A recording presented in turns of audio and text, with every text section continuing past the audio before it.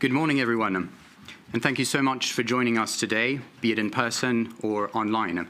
My name is Michael Urban. I'm Deputy Head of Sustainability Research at Lombard-Odier, and it is my great pleasure to be your host for today's session dedicated to decarbonizing portfolios, investment portfolios. Due to circumstances, our two other speakers have unfortunately not been able to make it to Geneva in person, but they are joining us virtually. Joining us from London, we have my two colleagues, Thomas Herne, Head of Sustainability Research, and Rebecca Correa, Head of Stewardship. Joining us in person, we also have Patrick Audier, Senior Managing Partner of Lombard-Odier and President of Building Bridges.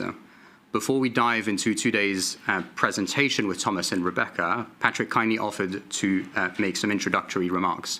Patrick, the floor is yours. Thank you very much, Michael. Ladies and gentlemen, here in person or online, welcome to this session. Actually, this session is really within the context of building bridges. It is a session where we want to share with you our approach to how to decarbonize portfolios, to make sure that we can share the pros and the cons of using different methodologies, and also perhaps that we can go a little bit in depth into the real difficulties that this approach does include. At the same time, as you know, we do not have the choice of getting into this issue of decarbonizing the portfolios. Not only do we all observe that the world is not going, unfortunately, in a direction that allows us to put this away from our priorities. Second, we also see that our authorities, and in particular our regulators, are now asking us to do the effort. Today, with us, with you, within the audience, we have all stakeholders that are really needed to establish that dialogue and perhaps to choose what would be the right way to decarbonize investment portfolios and certainly to allocate capital in a way that corresponds to the Paris Agreement objectives. And that's what we want to do today.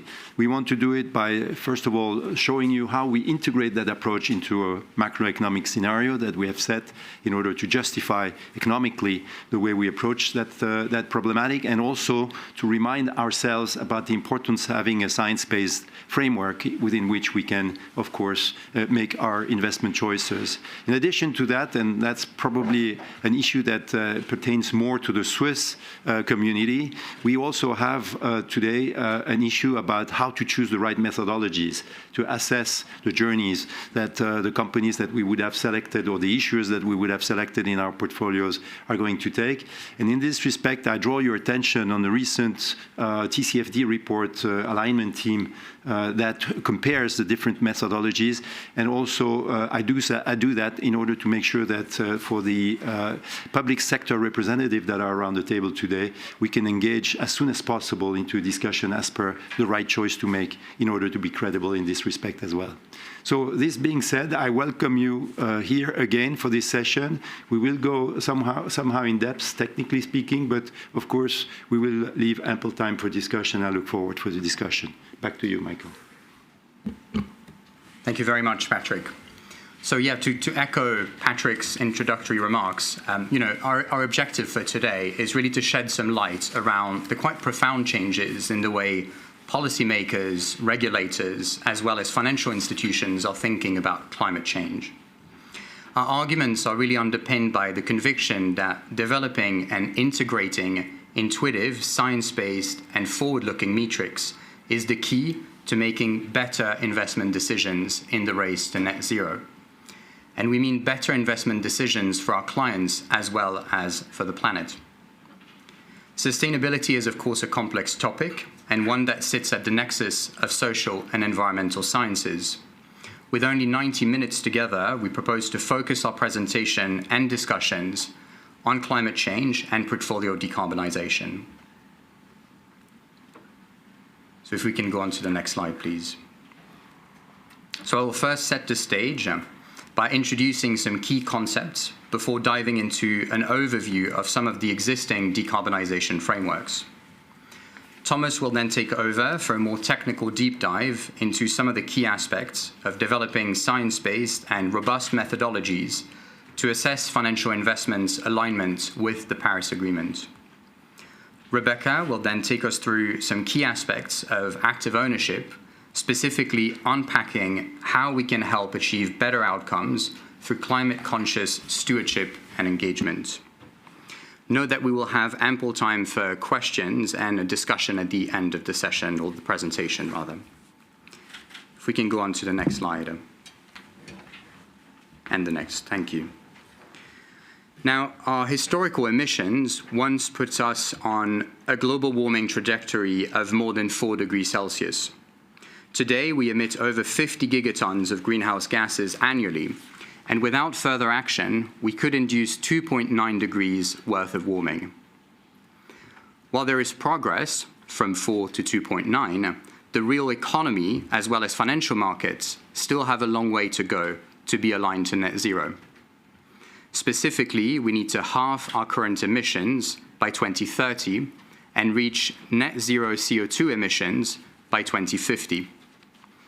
And that is if we are to limit global warming to the net zero objective, which is to limit temperature rise to 1.5 degrees above pre-industrial levels. Next slide, please.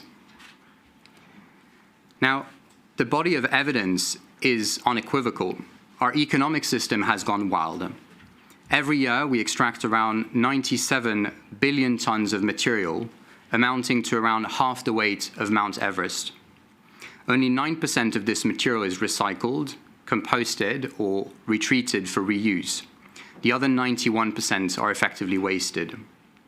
We also accumulate goods far in excess of actual requirements. For example, cars sit idle about 90% of the time. Our economy is also lopsided. Economic inequality is increasing in most of the major economies around the world. These inequalities exacerbate social tensions and lead to value destruction as well as political instability. Finally, our economic system is dirty. Without a serious ramping up of our climate mitigation and adaptation efforts, we face levels of global warming that constitute an existential threat. Next slide. There is no doubt that we need to transition away from this take, make, waste model and towards what we call the click economy, an economy that is circular, lean, inclusive, and clean. The scope of environmental challenges extends beyond the climate question, of course.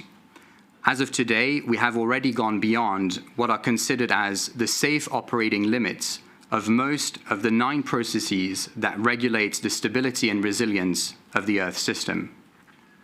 But of course, these processes are also fundamentally interlinked. Deforestation reduces our planet's natural carbon stores and directly impacts biodiversity. Agrochemical pollution from overuse of fertilizers and pesticides affects the quality of our soils and water. With regards to climate change, we have now reached a zone of uncertainty as we have already breached 1 degree worth of warming above pre-industrial levels. Next slide, please.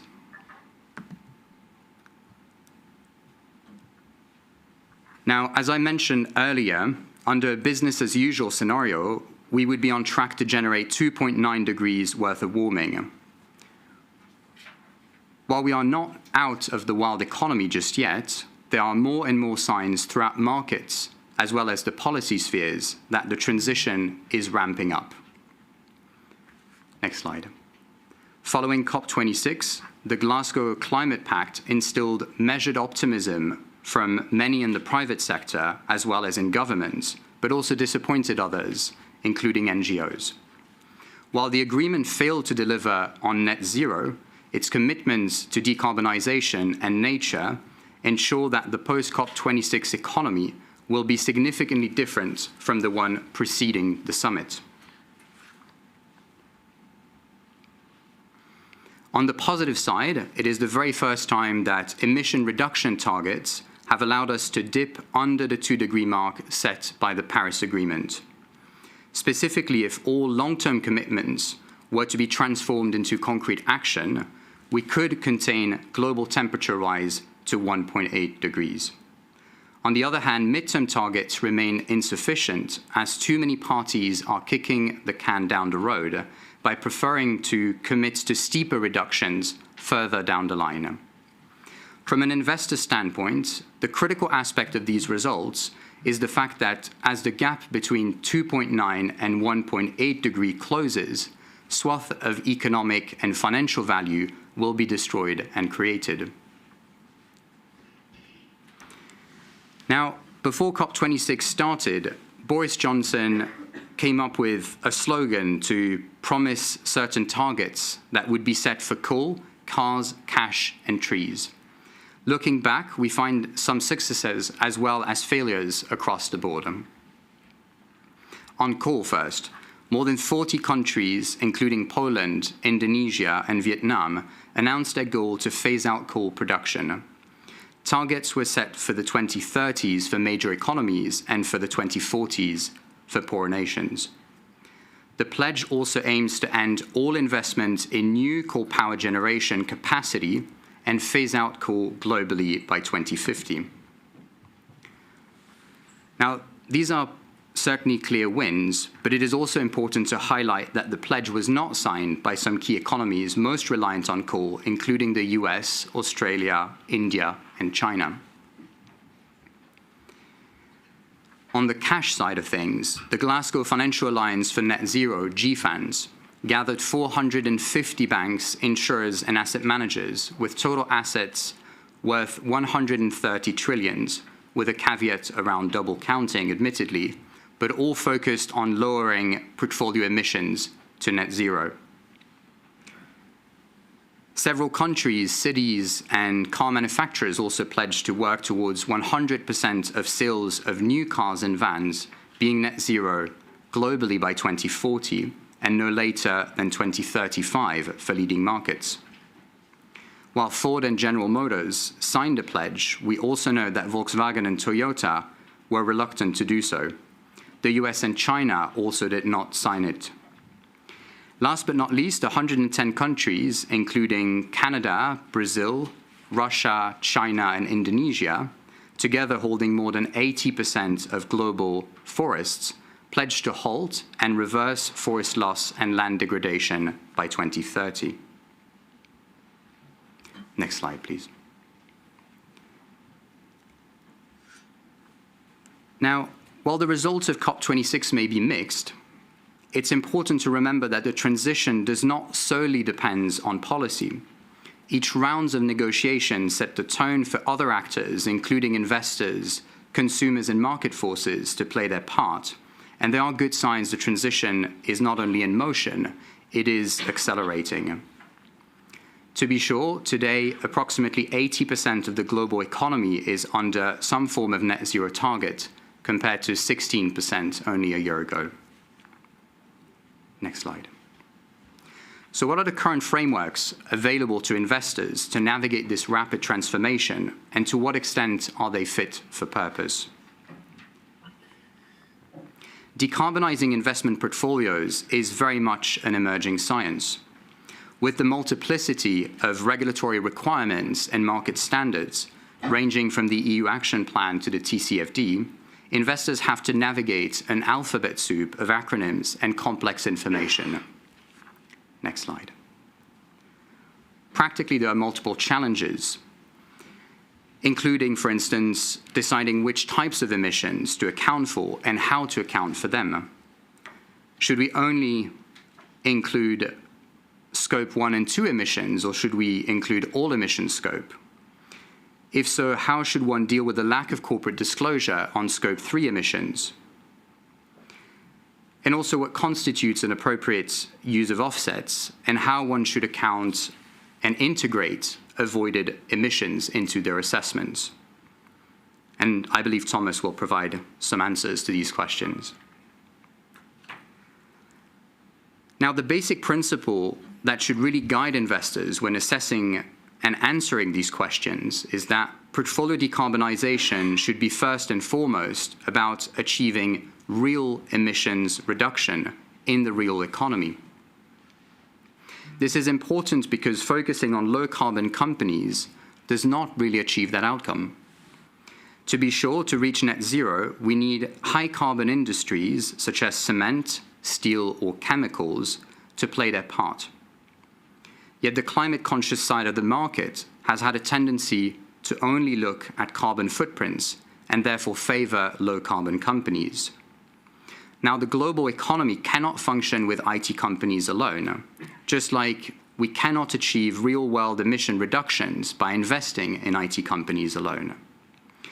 Capital needs to be allocated where it can enable significant decarbonization. Consequently, investors should seek to invest across sectors and geographies with a forward-looking perspective on which investees offer credible and radical decarbonization prospects. This is where real climate opportunities and climate impact lies. Next slide, please.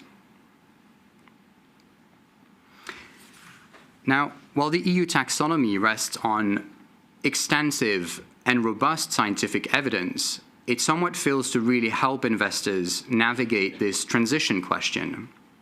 This is because the taxonomy looks at climate mitigation in a Manichaean way by taking a picture of today's world and dividing it into the green and the rest.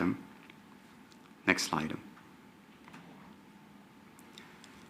But of course, the world is more complicated. While it is very useful to have clearly set thresholds to determine, for instance, what is and what isn't green steel, what investors really need is a way to determine which companies will produce green steel rather than the ones that already do. Understanding and mainstreaming robust sustainability roadmaps is what will allow to redirect capital to where it is most needed. It is also what will enable investors to mitigate risks and tap into opportunities that come with the climate transition.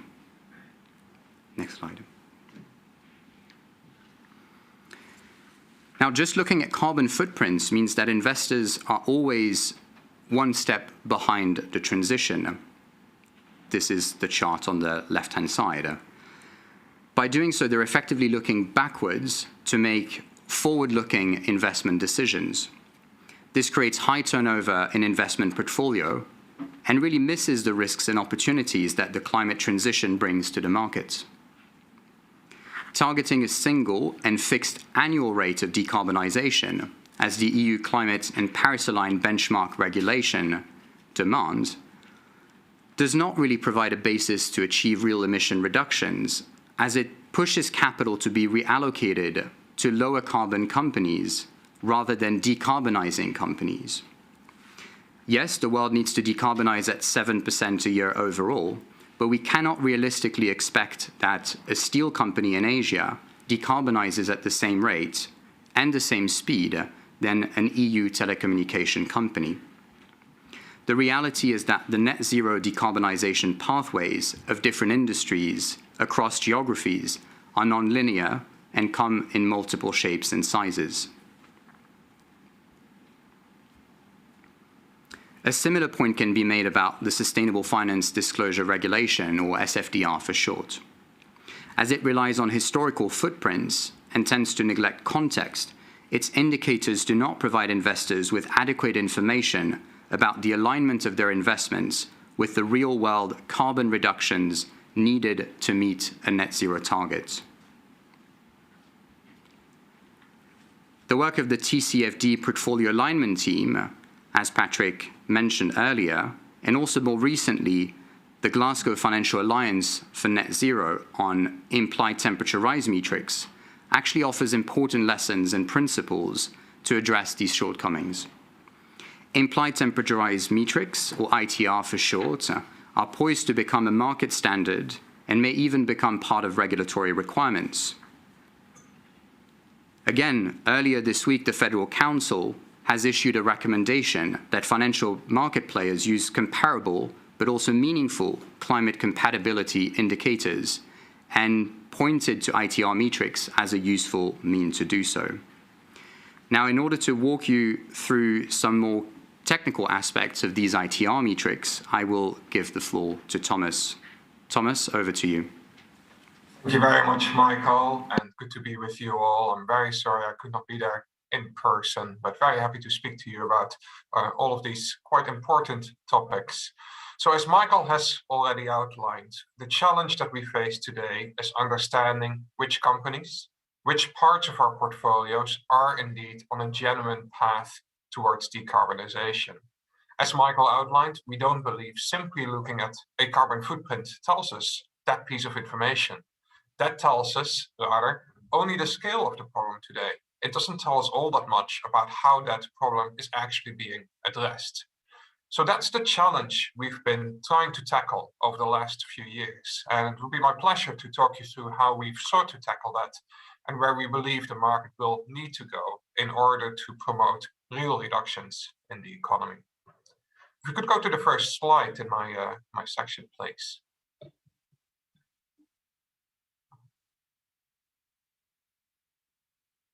I'm sorry, I can't see the slides. Thank you. Michael was referring to this concept known as implied temperature rise. It sounds like quite a complex term, but actually it's a term we're already widely familiar with. As many of you will know, the Paris Agreement sought to limit global warming to well below 2 degrees, or well below 1.5 degrees if possible. Now, those assessments are essentially implied temperature rise estimates. What they try to assess is the level of global warming that would result from a given level of global climate ambition. Some of the slides that Michael showed earlier showed that if we take all COP26 pledges at face value, those would limit warming to 1.8 degrees. That too is an implied temperature rise assessment, taking a look at the commitments, the ambition and the credibility of government targets to assess the level of global warming that would result from the cumulative emissions that those pledges would imply. That same analysis can, and we believe needs to be applied to portfolios and to individual investments. And they really work as a two-step process, if you will. Firstly, we need to try to understand for every industry, for every sector, for every region, exactly how quickly that given industry can, and therefore also needs to, decarbonize. That's relevant because we understand, as Michael outlined, that not every sector today can decarbonize at the same rate. Secondly, then, we need to understand where an individual company is positioned as of today and where it's headed, taking into account whether it's already decarbonizing in line with what needs to be achieved, but also taking into account the targets and commitments that a company might have set. Although there we have to be quite careful because we do recognize that not all targets are created equal.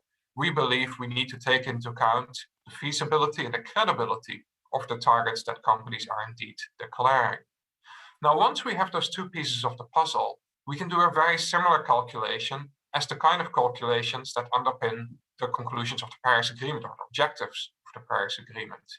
By comparing the emissions, the carbon budget that we still have available before we exceed these key warming thresholds, and comparing that to the expected emissions that a company would be expected to produce over that time, we can translate that into a level of global warming that would result. What that's indicative of is the level of warming that would follow if every company in the economy were to be managing its emissions with a similar level of ambition. And the great virtue of these kind of metrics is that it allows for a direct comparison to the physical consequences of climate change and a direct comparison to the objectives of the Paris Agreement. Next slide, please.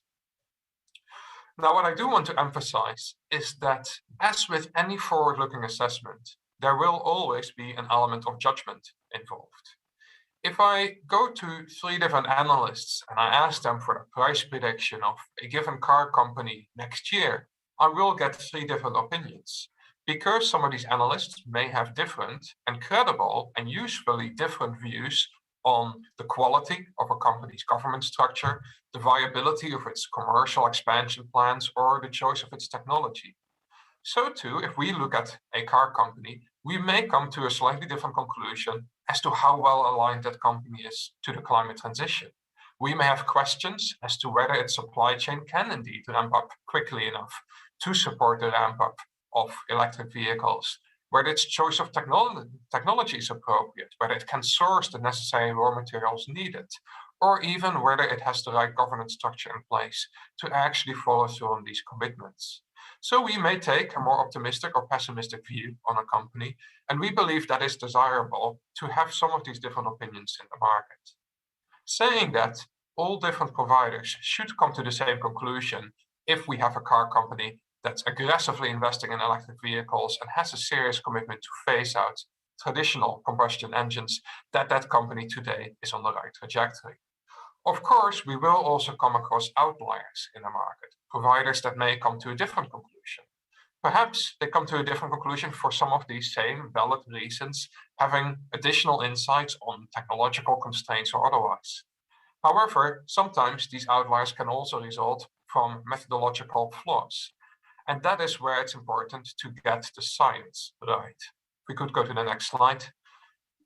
Both Patrick and Michael have commented on some of these recent reports that have come out, and I cannot emphasize enough the importance of this. We started our journey around 2 years ago, and what we found at the time was that although essential and certainly needed by the market, some of these forward-looking metrics that we had access to at the time, to us, operated a little bit too much like a black box. We didn't understand how they operated, or more specifically, we didn't understand the underlying assumptions that went into this. As I mentioned, there is an element of conviction, there is an element of judgment, so we need to understand exactly how those processes are constructed. Therefore, what we set out to do is undertook a peer review of some of the approaches that were already out there in the market, understand the best practices, and understand the pitfalls to be avoided.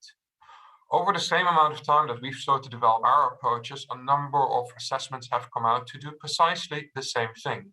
And in many cases, they've come to many of the same conclusions that we have.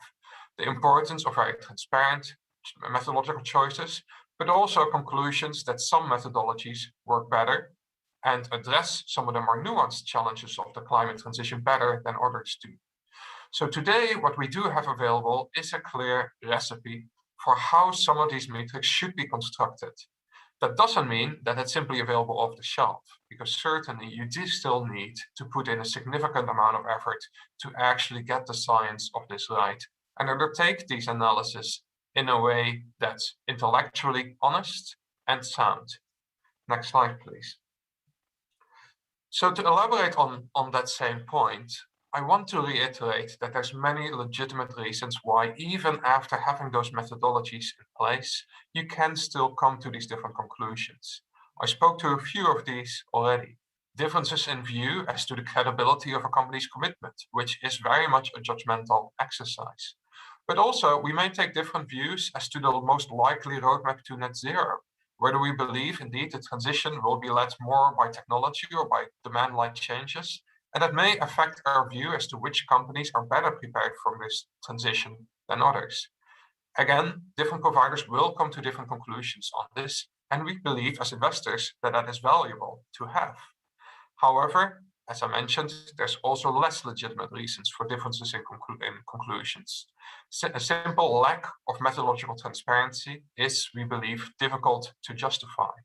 Similarly, lack of granularity that Michael referred to as well, recognizing that different industries have different transition pathways towards net zero, or simply the lack of taking full account of the problem, making sure that we do take into account all sectors, all types of emissions, and don't limit our analysis only, for instance, to carbon dioxide, but recognize that in some industries, methane and other greenhouse gases are just as important, and that we may need to look at company supply chains to be able to understand their full exposure.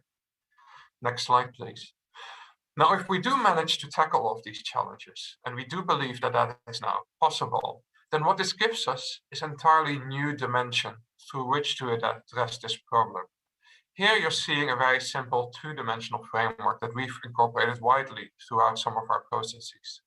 On the vertical axis, we show in carbon investment ratios, similar to a carbon intensity, which means that on the upper end of this figure, you would find high-emitting industries, such as steel, cement, or chemicals that have been referred to earlier. Whereas on the bottom, you would find lower carbon companies, such as in healthcare and education. Now again, that vertical axis, which is really what much of current reporting frameworks ask us to look at, really only tells us that some of these industries are higher emitting as of today than others. What it doesn't tell us, again, is how those emissions are being managed. And it is for that dimension that we need this extra forward-looking approach, this implied temperature rise assessment, which we now show on the horizontal axis, which tells us not only if a company or industry is high emitting, but whether those emissions are being reduced in line with the Paris Agreement or not. Now, if we combine this, we end up with very interesting categories from an investment perspective. In the top right, we have a category that we call burning logs. They're companies that to us are essentially on fire, a huge amount of emissions, but crucially also emissions that are not yet moving in the right direction. But in the top left, we have a very different category. We call them ice cubes, companies that are cooling down the economy. These two are companies in high emitting sectors, could be in steel, could be in chemicals, could be in the automotive sector or the power industry. The difference with these companies is that although they are in climate relevant, high emitting sectors, these are companies that seem to be embarking on an ambitious, but also a credible path towards decarbonization and Paris alignment. It is precisely those companies that we believe we should be investing in, despite the fact that they may have a high carbon footprint today, because it is these companies that are ultimately providing the solutions to those sectors of the economy where those solutions are most urgently needed. Next slide, please. So now there's a plethora of different approaches emerging in the market. Some of these approaches are available freely to investors off the shelf. We know of some of these, and many of these are very useful for reporting purposes and otherwise. As investors, however, we felt that it is essential that we understand fully some of the assumptions that go into these assessments. I spoke about the judgmental components earlier. We feel that simply outsourcing some of these assessments to a third-party data provider makes it much more difficult to actually take action on some of these findings, either by rebalancing our portfolios or feeding this into some of our engagement processes that Rebecca will be talking about later. We feel we need to have a full understanding exactly of the assumptions that have gone into this, the judgments involved, and the uncertainties involved, because clearly there is still a lack of disclosure in the market as well. We feel it's also essential that we have the right level of granularity, that we take a fully comprehensive approach, and that we deliver metrics that are not only useful at the sector level, but allow us to compare one portfolio to another. Fortunately, a number of these metrics are now emerging, and certainly we will continue to see further development of these in the future, particularly if some of the guidelines from the portfolio alignment team and other of these crucial reports that have come out will indeed be followed. Next slide, please. Now, so far, I've been speaking about how we actually measure decarbonization. How do we measure which companies are well aligned for this transition? How do we assess whether portfolios are indeed on the right path? Now, as investors, we also have a fiduciary duty to understand how this transition may affect our clients' risk and return profiles. And for this, we need still an additional lens, understanding not only where a company is headed, but what financial challenges it will encounter along the way. Next slide, please. So we believe today that there are broadly three types of challenges that investors will face financially. The first, and potentially the most acute of these today, is what we call transitional exposure. Transitional exposure comes both in the form of transitional risks, as carbon prices will increase, as shifts in demand take place, but also in the form of opportunities, as certainly green products or green technologies will face increased demand, and companies more rapidly moving towards decarbonization may unlock new competitive advantages. Secondly, then, there are physical risks. Of course, those linked to flooding, wildfires, and some of the other physical consequences of climate change that we're familiar with, where we also need to understand as investors exactly how companies will be impacted by that. Is that only through the direct destruction of assets, or is it the broader disruption that will take place in markets, increases in insurance premia, or disruption of the end markets that companies may be selling into? And finally, and perhaps the most misunderstood still in the market today, are liability risks. The fact that some companies may be held accountable either for their past emissions, for their present emissions, for their failure to decarbonize, or simply their failure to adapt their infrastructure to some of these physical consequences. So first on the next slide, delving a little bit further into transitional exposure. Firstly, I cannot emphasize enough the scale of the challenge that our economy faces today. Our emissions as an economy have doubled over around 50 years' time. Now, to get us to net zero and keep warming below 1.5 degrees, we'll need to cut those emissions back in half in about a decade, less than a decade today. So we're pursuing a transformation that has about the scale of the Industrial Revolution that's going to evolve at the pace of the digital revolution. That will create tremendous upsets in markets, it will create winners, and certainly it will also create losers. We believe that in most scenarios we'll see significant increases in carbon prices, in regulations, in investment costs companies will face to decarbonize, and some companies may simply see their markets disappear, whether we're talking in energy or whether we're talking in some meat-based markets as part of dietary shifts.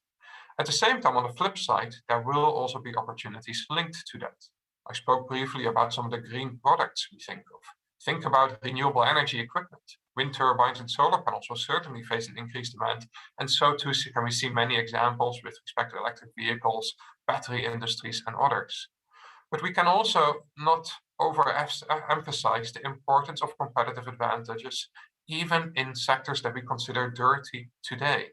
Some of these companies that may be operating in problematic sectors, whether it's steel or chemicals, but are figuring out solutions to produce green steel or green chemicals, do indeed, we believe, face a significant commercial opportunity to displace some of their competitors that may be failing to transition, and in the process not only gain market share, but potentially premiums for products that are more environmentally sound. Next slide. Now, physical risks often are the most intuitive physical climate risk that many of our clients think of when we talk about climate risks. And indeed, they're material and they're already upon us today. We have seen many examples of this in recent years. We've seen wildfires in California and in Australia, showing that this is an issue that affects every market and some of the major markets that investors may be most exposed to. There's today still significant uncertainty about physical risks and the right scenarios that we should be following. It's very possible that we're indeed underestimating physical risks. For instance, net zero, it only gives us a 50% chance to keep warming below 1.5 degrees. There's also a 50% chance that actual levels of warming, and therefore physical risks, may actually be higher than expected. So even while we pursue this goal of net zero, we cannot forget about physical risks. And we need to understand, on the one hand, how portfolios are exposed to this, and secondly, what kind of investment is needed in adaptation and resilience to mitigate some of these physical consequences. And finally, then, liability risks. As I mentioned, they are still the least understood as of today. On the next slide, please. Liability risks could potentially be fairly significant. The Biden administration today has the social cost of carbon pegged at $51 per ton. If you multiply that today with either the cumulative amount of emissions that has already been emitted, or even the emissions that are being emitted on an annual basis into the atmosphere, the cost of this, the social cost of this, clearly runs into the trillions, even the tens of trillions of dollars. To what extent will courts hold companies liable for some of these risks is today still a very big unknown, but certainly that one that we believe we need to understand and better address to be able to better map out where indeed risks will materialize across the economy. Next slide. Now, clearly, we face a lot of uncertainty, not least so in terms of the direction that the world is actually going to be evolving into.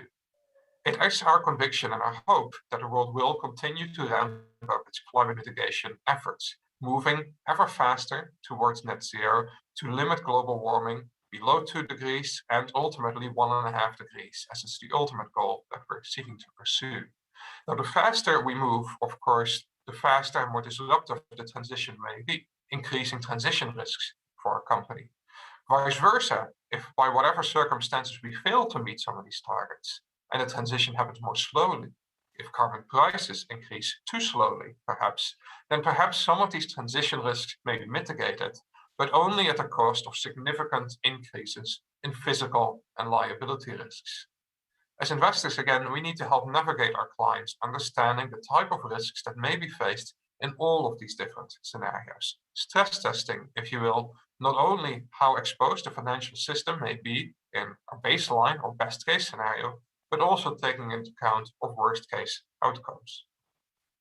Now, on the next slide, from a final section, let me say a few words as to how we may actually now leverage some of these insights to deploy capital at scale towards the net zero economy.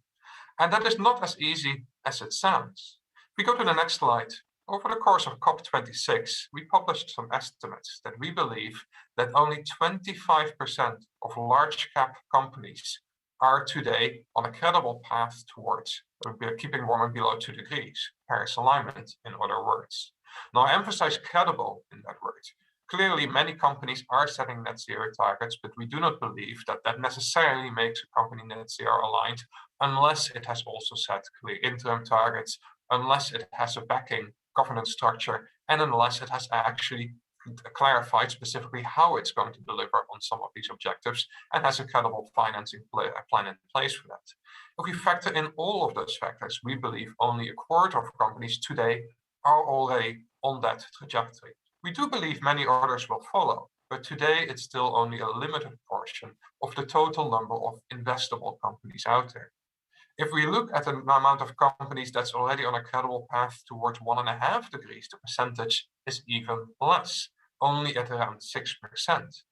Now that creates a major challenge, because either we can choose to only deploy all of the sustainably minded capital in the world into that 6% of the economy that's already aligned, or we choose to also invest in the remaining 94%, recognizing that this part of the economy very much also needs to decarbonize and that we as investors have a role in improving the alignment of some of these companies. We go to the next slide. So it's important to understand that as we take account of where the market is today. The CDP, the Carbon Disclosure Project, which has some of its own applied temperaturized assessments, indeed estimates that only 1% of large funds today are already on track towards alignment to the Paris Agreement. Now, our view would be that that is perhaps not quite as surprising and isn't necessarily indicative of greenwashing either, for the very reason that we mentioned.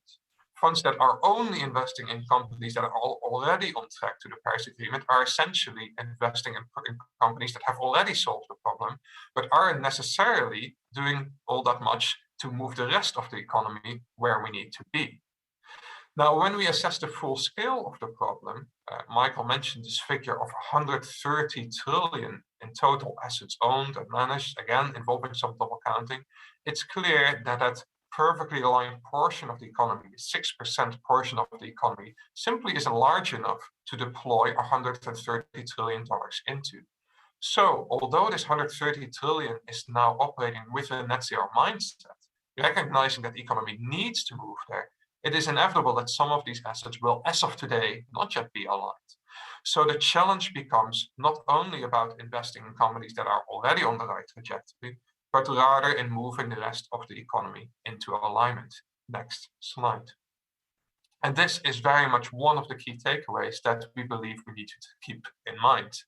This is where we start achieving real reductions, and where, as investors, we can actually make a positive contribution, investing not in those companies that have already solved the issue, but contributing where we can to helping others solve that issue as well. Because ultimately, we believe we will only get to net zero if indeed the vast majority of our economy moves in that direction as quickly as we possibly can. So the way we've developed our investment frameworks now, next slide, is by thinking of our portfolios in terms of 4 key types of companies. The first category I've already spoken about, these burning logs.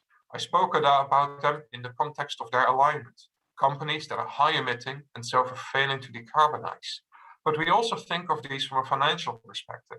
It's these companies that we believe are most exposed to financial risks, to stranded assets that simply will no longer be economically viable, to the damage some of these brands will face with customers simply moving away from them, with companies simply losing access to some of their markets and being faced with mounting cost links to carbon prices because they have failed to decarbonize. Vice versa, next slide. I've also spoken about ice cubes, companies that are cooling down the economy, often still in high-emitting sectors, but committed to rapid decarbonization. These companies today are perhaps underappreciated by investors because they seem to have a high carbon footprint. But as we mentioned, it is very much these companies that we believe will be the leaders and winners within their industries and will be needed if we are going to succeed in decarbonizing the economy as a whole. Thirdly, then, there's a special category of companies on the next slide that we refer to as solution providers. As some of these key industries decarbonize, whether we're talking about steel, whether we're talking about chemicals or others, it's clear these sectors are going to need to depend on a number of key technologies, whether it's renewable energy, whether it is energy efficiency solutions, or whether it's lower carbon versions of the same products. Let me just check that you can still hear me, because on my side, my screen is frozen. Yes. Good, thank you very much. These companies, we believe, very much need to be forming part of some of our investment solutions as well. One side of the coin is decarbonizing our portfolios. Enough investment into these green technologies, into these green products and services that can make the transition happen. And then finally, fourthly, we have a category on the next slide of companies that we would consider insulated from the climate transition. Very few companies perhaps are fully insulated, but we do recognize that some firms, whether you're talking about an accounting firm or a legal firm, that in practice have so few emissions that perhaps from a climate perspective, their exposure will be limited either in terms of emissions they generate or the financial risks they face. Clearly, we still very much want to continue investing in those economies, parts of the economy as well. They remain essential, providing support to the rest of the economy, but it's important to take account of the fact that exposure differs across portfolios to also help us understand where to prioritize our climate efforts and perhaps also where to prioritize engagement, which will be the topic of Rebecca speaking next. Next slide, please. So for us, in summary, it's all about taking this more forward-looking perspective, understanding not only where a portfolio may be as of today, but also understanding whether portfolios are indeed on a credible path towards decarbonization. We want to understand whether emissions are falling and whether they're falling quickly enough to be aligned with the Paris Agreement. Now, this assessment is radically different from the assessment that investors are being asked to produce today, how a carbon footprint compares to its benchmark. We believe that's interesting. We don't believe it's as material as understanding whether those emissions are indeed falling. Next slide. And we have some serious concerns about how the market has currently approached this. We've seen a range of strategies emerging that call themselves low carbon strategies that seek to reduce their emissions to a benchmark. And that has been widely applauded by the market. But what we need to realize is that the way these strategies often operate is not by investing in companies that are rapidly decarbonizing, but actually shifting capital simply out of high-emitting sectors into lower-emitting ones, thereby not really solving the problem, but often rather avoiding the problem. In addition, if we look at some of these forward-looking assessments, whether these companies that we're now invested in are actually moving to reduce their emissions, very often we find that is not yet the case. So perhaps we need to do both. We need to take into account which companies are already in the lead, which car companies, for instance, already have committed to lower carbon vehicles as of today, but in addition, which ones are committed to further decarbonization over time. So the key message that we'd like to leave you with here is that it has to be about this forward-looking perspective, moving beyond carbon footprints to decarbonization, and decarbonization in the sense of real reductions in the real economy, not simply virtual reductions that are achieved by moving capital around between sectors. So ultimately, next slide and my final slide, in our mind, it's all about deploying capital to companies that are making this transition happen.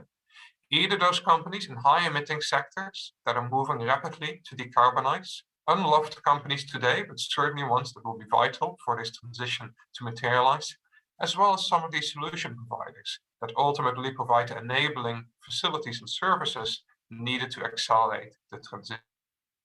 We'll leave it there from my side. Thank you very much. And I'll hand it over to Rebecca, who can hopefully speak a little bit more about how we as investors can help bend the curve on companies' climate ambition. Thank you very much.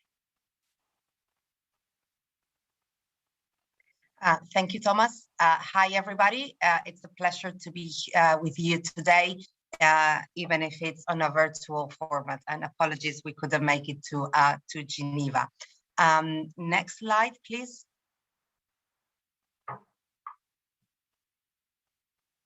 Thank you. So I thought we would start our discussion on stewardship by including the definition that the UK Stewardship Code gives about stewardship, because the UK Stewardship Code is the most advanced, the most demanding code that exists in the world. And this code, what it does, it places high expectations on investors about how they are managing the assets that they are managing. And here in this definition, we see that stewardship is a responsible allocation of capital to create long-term value, so that it has benefits for society, the environment, and the overall economy.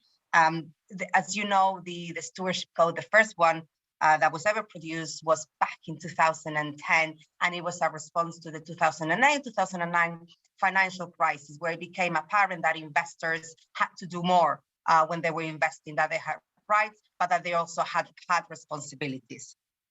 If we move on to the next slide, please. Here, this is what Thomas was mentioning, bending the curve with stewardship. How do we do that? Why do we need to do that? Well, we need to do that because, as Thomas has explained, once we have all our trajectories and expected targets in place, we actually need to speak with companies about. We need to go mostly one by one and bring awareness to them of the fact that they need to decarbonize their business model. And unfortunately, it has to be done on a one-by-one basis. These are conversations that had to happen with each company. And they need to happen on the high-emitting sectors and on the non-high-emitting sectors in order that we can bend that curve. Some examples of these conversations that need to happen and where stewardship brings value and hopefully can bring change to the real economy is: how seriously is climate risk embedded in your core strategy? What is the governance that you have around climate change? Do you have this one person on the board who's responsible for climate change and has the knowledge about that? What happens if that director leaves? You're left with a one-person risk. What about your audit committee members? Do they have this knowledge? Can they try to impose that knowledge into the external audit and the internal audit? What about the remuneration committee members? What are the incentives that executives have to drive through that decarbonization model? Equally, we need and we ask and we speak with companies about the work that they do externally. So how they may be engaging with governments to push for regulation, but also how they engage with other stakeholders, how they address, for example, the problem of scope 3 reductions that tends to be outside of their control. So if we move to the next slide, please. A different representation of how, just to make you see very clearly how stewardship is there to try and help companies at scale together. We need stewardship so we can address the issues at scale. And this is why divestment is not always the best solution, because we need to move the companies, all of them, to a decarbonized business model. On the next slide, thank you. Here we see how we can do this. Excuse me, the tools that we have for effective stewardship. There are mainly two, as you can see on the left-hand side. They are the engagement approach and proxy voting for equities. Of course, there's a difference across asset classes, and we should and we must do stewardship across asset classes. But historically, equities have taken the largest share of stewardship. Engagement, as I gave you some of the examples, is just the questions, the conversations we're having with companies. And proxy voting is how we may vote at companies' AGMs on net zero, decarbonization, and other matters. I think it's important to highlight that stewardship is a continuum. So engagement and proxy voting can be seen as an escalation approach on the spectrum of stewardship. And usually engagement tends to be the carrot and proxy voting is the stick. Companies will listen to you when you vote against. So voting against a resolution at the AGM is a very important tool to let them know that the plans, the progress is not acceptable. Some of the considerations that we can take with proxy voting is, the target setting. Are the science-based? Are they being properly disclosed? Can we vote against everybody on the board if we're unhappy? Who should we voting against? The approach in the middle of the screen, of course, when we do stewardship, that can be individually, investor, one-to-one with the company, but also collective action. Collective action is very important for one main reason. As we pull assets together and ask the same questions to companies, the response that we get from them tends to be better. They tend to react better to having a pool of investors asking the same questions. And then on the right-hand side, the objectives, they're very clear. We want companies to have targets. We want companies to have plans. And of course, we need companies to deliver on them, to implement them. And here on this sort of dichotomy between the disclosure and the implementation, the last 5 years have focused more on encouraging companies to have plans, whereas from now onwards, what's at stake is that this is implemented and that this is followed through. Next slide, please. This slide shows the engagement framework we have adopted in order to engage towards net zero, and it is the Oxford Martin Principles for Climate Conscious Investors. These are 3 principles that are very clear, very intuitive, very easy to understand, and very good to follow through and to track progress against. These principles ask 3 questions of companies. The first one is, have you set a net zero plan? The second one is your net zero plan under a profitable business model. And number 3 is, have you published interim and final targets? And back to what Thomas was saying, we cannot emphasize enough when we speak with companies, the need for them to have interim targets. Is very important that they have the 2050 targets, but we need to see the road to that 2050 final outcome. Next slide, please. Thank you. So here, data, as has been mentioned by Thomas and Michael, is key. We need to have data that is clear, that provides accountability, that is forward-looking, and that allows us to see that decarbonization path and that implied temperature rise. And that the conversations we have with companies when we do active ownership, when we do stewardship, really show the importance of the data. And anecdotally, this is one of the biggest areas where we see weaknesses when we speak with companies on the data that they are producing. And the next and final slide is just a visual representation of the importance that we place on joining organizations and doing stewardship in a collaborative way, in addition to in a one-to-one way. There's many different organizations. Each of them may have a different angle, but the underlying message is the pooling of the assets together and bringing the topic with one voice to the company. We have added the Swiss flag with a question mark because it's on the right-hand side of the slide, as we do wonder whether there is maybe a need for a specialist geographical base stewardship group to address net zero in earnest in Switzerland. And that is the end of my presentation. Thank you.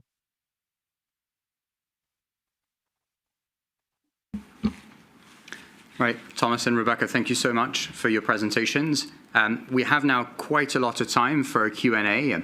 Just in terms of housekeeping, just to remind our online audience that they can keep sending their questions. I received them. So we already have a couple that have come through. But you also have obviously the opportunity for those of you who are in person to ask questions, just so you know, so you can activate your mic just in front of you by pressing the middle button. So I don't know, maybe we can start with a question from the floor if there's anybody who would like to ask something. Yes, please. Adrian Schatzmann from the Asset Management Association here in Switzerland. First, thank you very much for all of you for these excellent presentations. I have a question on the climate alignment methodologies. You compared, I think it was you, Michael, you compared PACTA with your own methodology, and you showed a couple of advantages.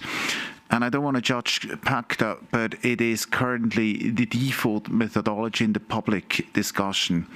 To what extent are you willing to open up and bring in your own proprietary methodology in the public discussion? So maybe this I think is a good question for Thomas. Actually, he had the slide for PACTA and is very familiar with the methodological distinction. So I leave that one to Thomas. Thank you. Yes, absolutely. Look, I think there's a few points that need to be addressed here. Firstly, what's the purpose for adopting these metrics?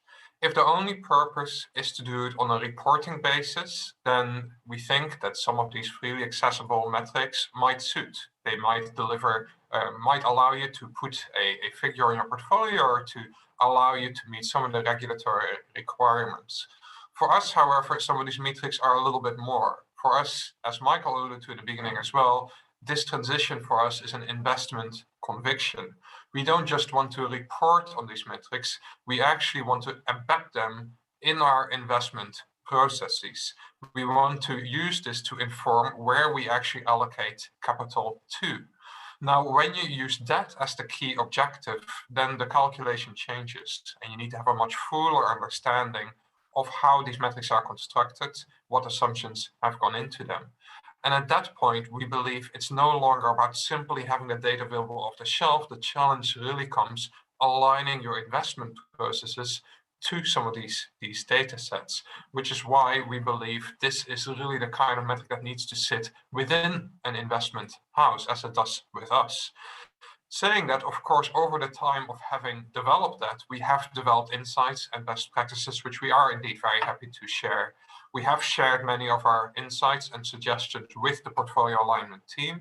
Many of our conclusions and some of our methodological innovations we have shared with them, and they're explicitly available through some of those reports.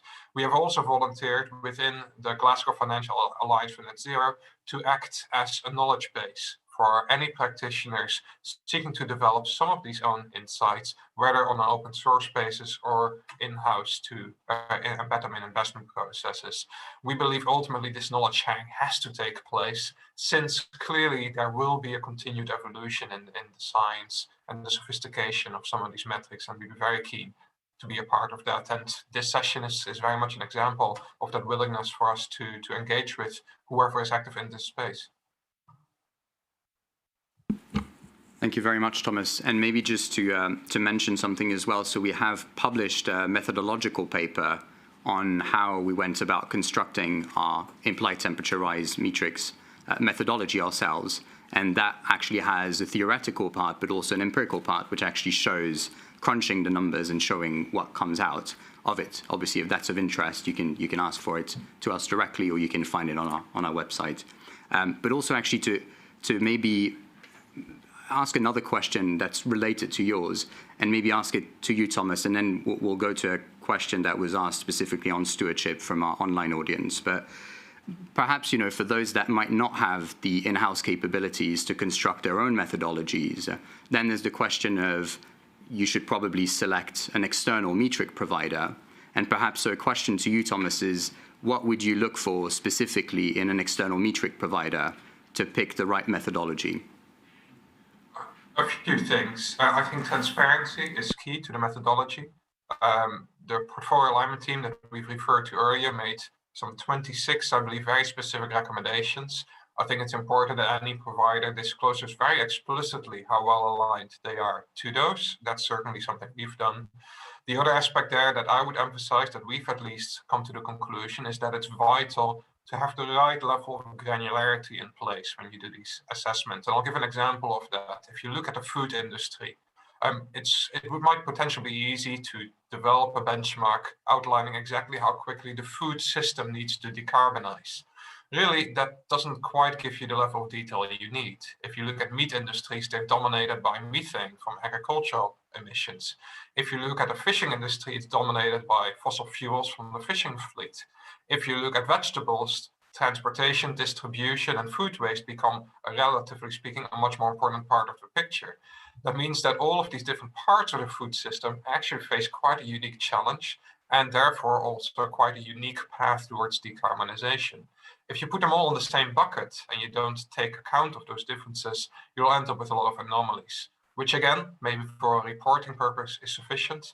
If you want to use this to actually help you identify potential leaders and laggards in these industries, you need a more granular approach. So that would be one of the first things we would look at when comparing different metrics.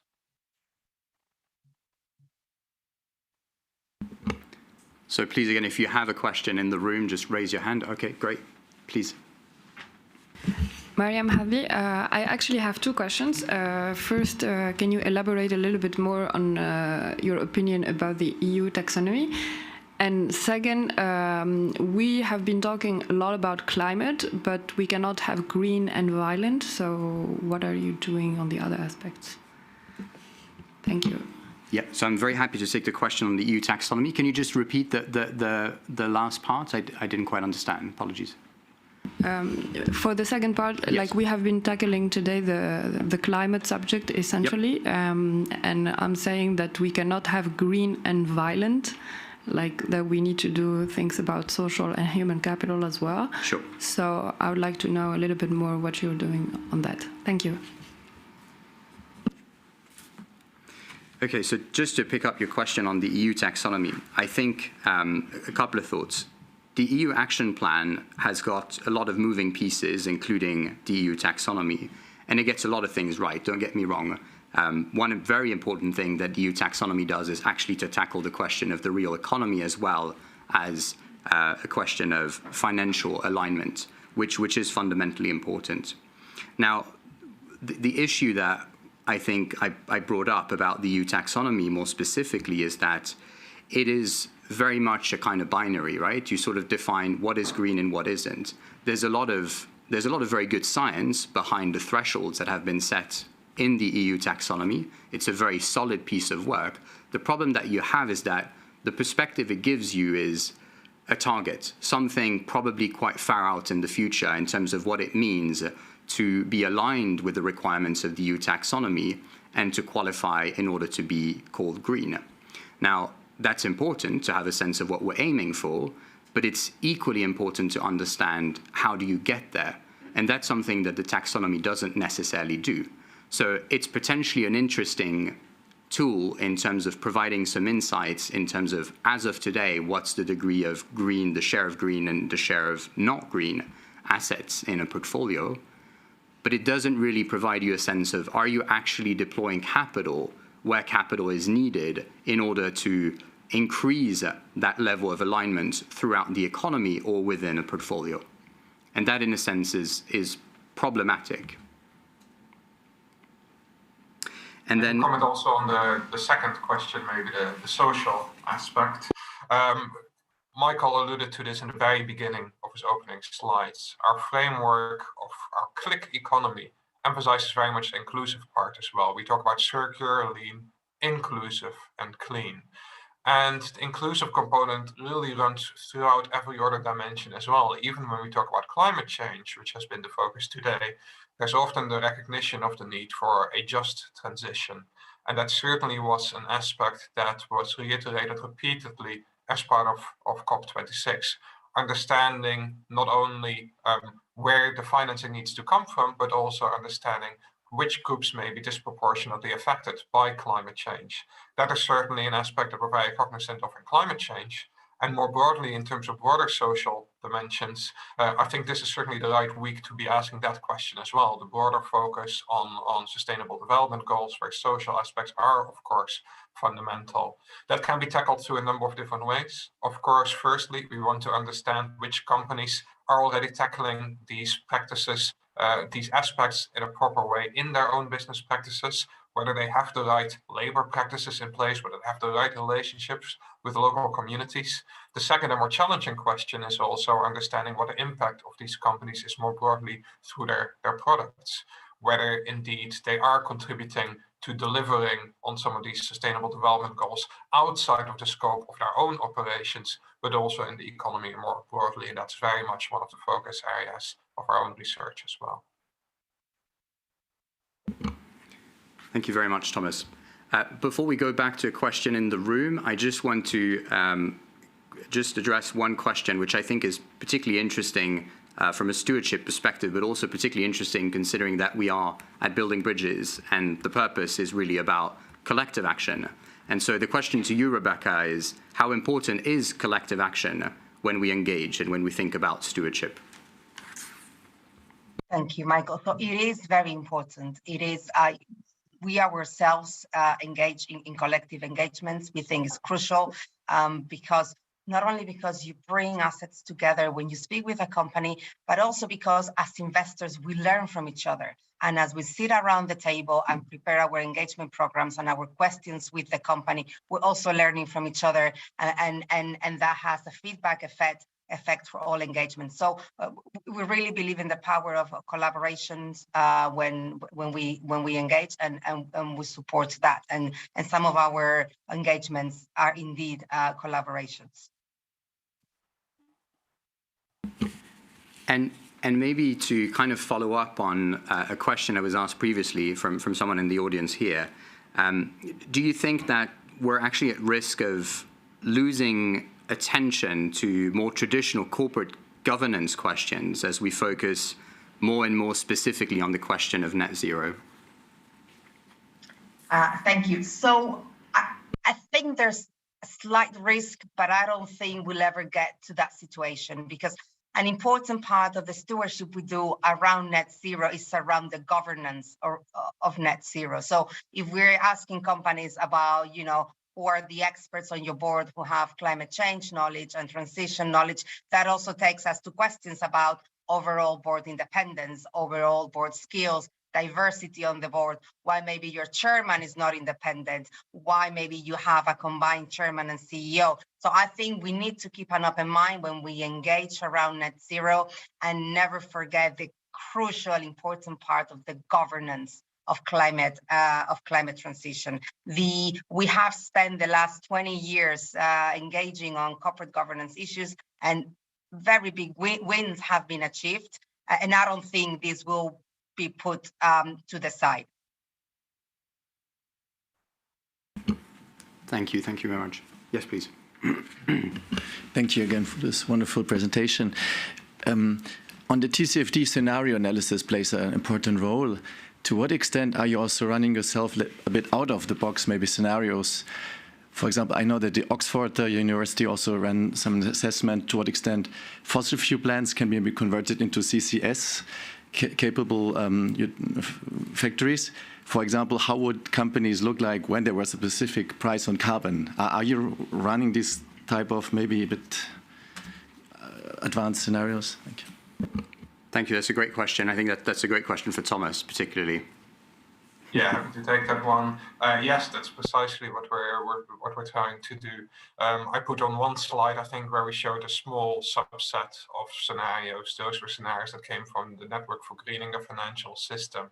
That's a small subset of the number of scenarios that have developed. In fact, one of the sources that we use are the same scenarios that underpin the work of the IPCC, the International Panel for Climate Change. Those reports are actually based on a much larger set of climate scenarios. I believe there's over 100 of them or so. And some of them are indeed outliers, if you will, that take fairly radically different approaches. Some of these may be very optimistic in terms of certain technologies, including carbon capture. Others may be very optimistic when it comes to the prospects for behavioral change, looking at how the world would look if indeed everyone becomes fully vegetarian and we stop flying. Those are different outliers on different sides of the spectrum. We believe probably the climate transition is going to be achieved through a combination of both levers, a component of behavioral change and a component of technological change, but certainly we do want to understand how portfolios or investments perform if indeed we look at these more outlying scenarios as well. Yeah, I have two questions. The first one is, how many companies are you not investing in? Like, for example, if you take the MSCI World, you have 1,500 companies. Which are the ones you're not investing in, and how many? That's my first question. My second question, you mentioned the engagement at the AGMs and the board. This seems like a tremendous work to me. How many people at Lombard are doing that? Okay, I can take the first one, and I'm sure Rebecca can take the second one. Look, we have a number of exclusion policies in place. We don't invest in companies involved in controversial weapons. We have exclusions on companies exposed to a certain amount of coal mining or coal power because we don't believe those activities can credibly transition. We have exclusions on tobacco, on trade in agricultural commodities. What we don't exclude are companies necessarily in some of these higher emitting sectors because we actually believe we have a role to play in accelerating that transition, and we believe those companies need to transition. So we don't exclude a company just because it's high emitting today. What we want to understand is whether they are starting to put in place the right strategies to decarbonize, whether those strategies are credible, whether they're backed up by interim targets, and whether we can accelerate that further through engagement or stewardship or other objectives as well. That is currently our primary focus, to deliver those real reductions. Simply moving out of those sectors we don't believe necessarily solves the problem. It simply leaves the problem to be solved by the other investors that are still invested in those sectors. And then on the second part of the question, so at Lombard fully dedicated, we have 4 members of staff. However, we have taken an integrated approach to stewardship. So stewardship is integrated into the investment process. And we're very lucky that our portfolio managers and our analysts do take part in our stewardship work. So the engagements with companies, the meetings that we have with them, the conversations that follow those meetings to really have an internal view on how that engagement has maybe affected the investment conviction, that is done jointly between stewardship and investment professionals, which is where we think the most value add occurs. And also the same for proxy voting. Companies that are in a particular difficult sectors or that have special controversies, the votes will be discussed with the investment professionals. Thank you both. And if I can just layer in on the question related to the MSCI World, it's also a question of, what exactly is your target and what are you trying to achieve? Now, when you look at the MSCI World today, the MSCI World is on a warming trajectory of around 2.9 degrees, right? Consistent with the global economy. So if you go back and think about what Thomas was presenting earlier, you can actually follow a sort of passive plus strategy where you, not to get too bogged down on the specifics of a strategy, but you can actually start expanding a little bit of a risk budget to track that index, to construct a portfolio that's aligned with the Paris Agreement, and by really seriously overweighting what Thomas explained earlier as burning logs, those companies that have high emissions but credible radical decarbonization trajectories, overweight the ice cubes and underweight the burning logs, right? Those that do not actually have those credible and radical decarbonization trajectories. Yes, please. Just wanted to know your view on what the triggers are that you are so engaging into these topics. Is it already the regulatory pressure, or is it your intrinsic motivation, or is it really already your clients challenging you and pushing you? So it's more a pull or push environment where you're working in. How much is your own initiative and how much are clients? And there maybe differentiate between your private clients and your institutional clients. How much are they really requesting this? So I'll say 2 words and then I'll hand over to Thomas. Fundamentally, it's an investment conviction. I think that's the driver. But I'll let Thomas expand on this and maybe Rebecca as well. Yes, fully agree, Michael. The reason why we're doing this is we're investment professionals. We try to understand the direction where the market is headed, and it's become our conviction that companies that are failing to decarbonize simply will no longer be fit for the future. We're worried they'll be faced by increased regulation, but also the simple fact that markets will be shifting. And then in many cases, the greener alternative isn't just greener, it's the better alternative. So our role is to look forward. Our role is to understand on a near-term horizon, a medium-term horizon, and a long-term horizon, which companies are going to be outperforming. And increasingly, our view is that it's the greener companies that will be doing precisely that. So as Michael indicated, it comes from our own investment conviction, which we try to communicate with clients. And increasingly, we see a broader understanding across the market that is indeed where the market is headed. We can debate how quickly that transition is happening, over what time horizons, but the direction of travel, I think, is certainly clear for all to see.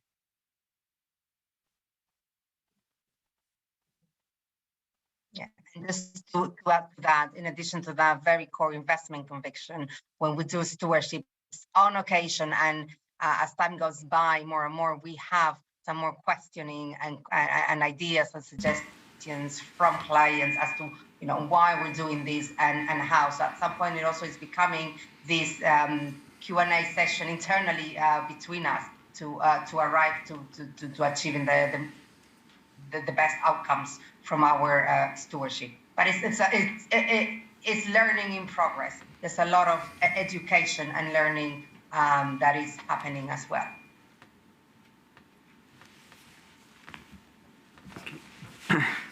Thank you again.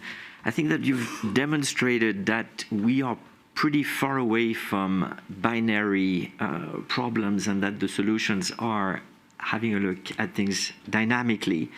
How do you reconcile this reality with regulators who tend to favor tick-the-box type solutions? And secondly, how do you deal with the accusations, therefore, of greenwashing?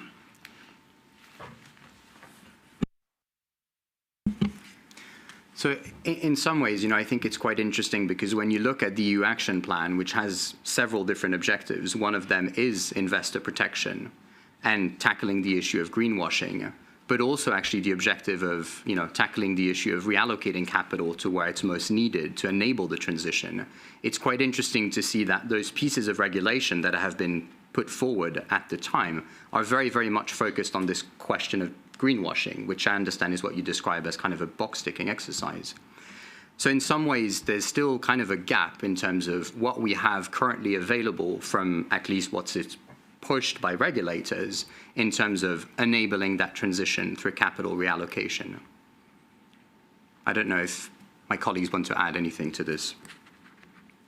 Yeah, what I would add to this is I think the way we tackle this is through being transparent as to what we're trying to achieve. I think you're certainly right in that some of the regulatory frameworks can be a box-ticking exercise. It's important that we understand and connect it to what the objective is, as Michael was outlining, how that can be achieved. And it also, where we deviate from those frameworks, why we do so. That indeed we're doing so, perhaps because we're investing in a company that might have a higher footprint today, but is indeed on a track towards decarbonization. And a big challenge there is simply to educate the market as to the strategies that are in place. We have some climate-focused strategies that indeed have a higher carbon footprint than the benchmark, because what they're investing in is precisely those sectors where we're seeing the biggest problem being. And within those sectors, we're trying to find the companies that are decarbonizing those sectors.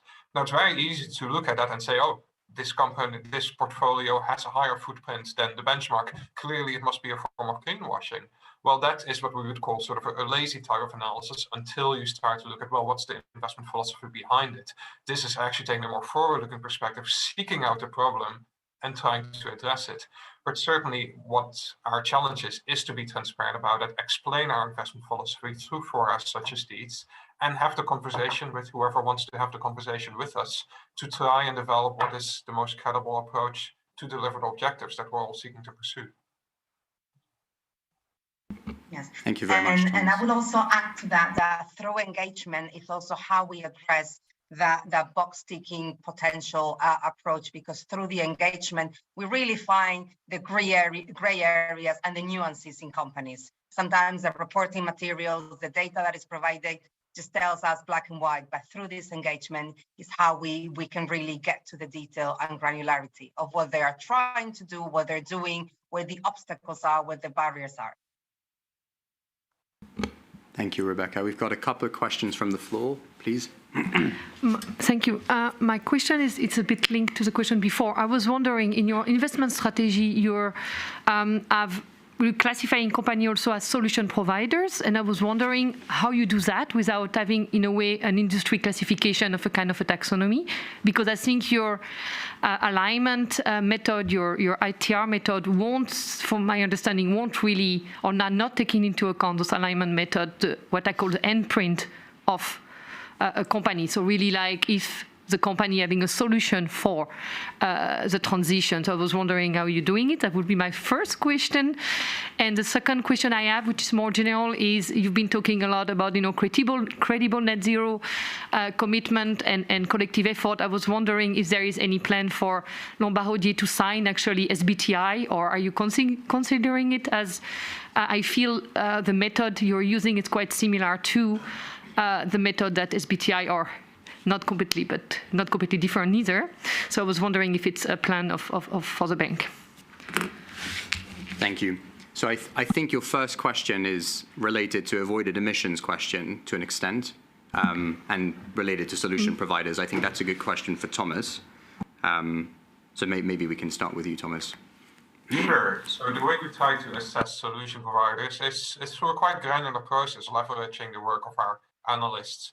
Look, there are some classifications out there. We spoke about the taxonomy. That is a starting point, but the taxonomy has a broad recognition that things that might be deemed low carbon technologies are probably a climate solution. It isn't all that specific exactly as to what's in there or not. In addition, we cast our net quite widely. Michael opened the presentation talking not only about climate change, but some of these wider nature-related challenges. We want to recognize companies that are not only providing relevant solutions to climate change, but also to the water issue, to soil depletion, to agrochemical pollution, to wider biodiversity loss. And for that, standard industry classifications don't yet exist. But that is very much some of the work that our teams are trying to do, indeed trying to understand which products and solutions can play a role there. And the way we do that is by using what we call sectoral roadmaps, understanding how individual sectors, individual industries can and need to decarbonize. Looking, for instance, at the shipping industry as an example. What are the specific technologies that a shipping company is likely going to have to adopt to decarbonize their shipping fleet? And then working backwards from that, understanding which companies are actually delivering those technologies and what supply chains do they depend on? Because it's not only sort of the top-end battery solution, it's actually also the battery materials that go into that. For solar panels, it's the polysilicon manufacturers that go into that. So working through, starting from where the problem is, the strategies that are being implemented to address those, and ultimately the full supply chains that will be needed to scale up those technological abatement routes.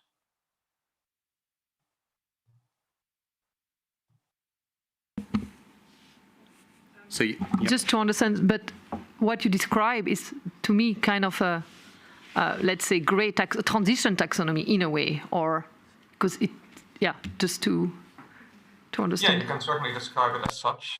What we find is what's out there on the market isn't necessarily granular or comprehensive enough, but so certainly that is what we're doing. We don't think it's quite as simple as an activity-based or product-based classification. We find that solution providers very often are very nature disruptive. They're doing something fairly unique within the industries they operate in. That also means they don't always neatly fall within standard classifications. They simply don't have the granularity. So we have to go quite specific into this. We really have to look at what the specific activity of a company is and then test that against certain criteria, whether indeed it does help to reduce a particular problem, whether it triggers offsetting rebound effects, whether there's other do no harm concerns that might adversely impact that solution, and have quite a rigorous assessment of that. We have developed criteria for assessing which companies or which kind of products and solutions we do believe will play a positive role and will be positively exposed to the transition. But certainly it's work that's very time consuming and often needs to be undertaken on a company by company basis. So we have unfortunately reached the end of the session. We have actually several questions that came through as well online. If questions have come through and you haven't got an answer just yet, feel free to reach out and send us an email. We're very happy to follow up. And for those of you who are with us in the room, I'll be staying, so we can definitely continue the discussion. And of course, I can also loop you in, Thomas and Rebecca, for follow-ups. But thank you so much for joining us today. It was an absolute pleasure. And I look forward to continue the discussion with all of you. Thank you. Thank you. Thank you.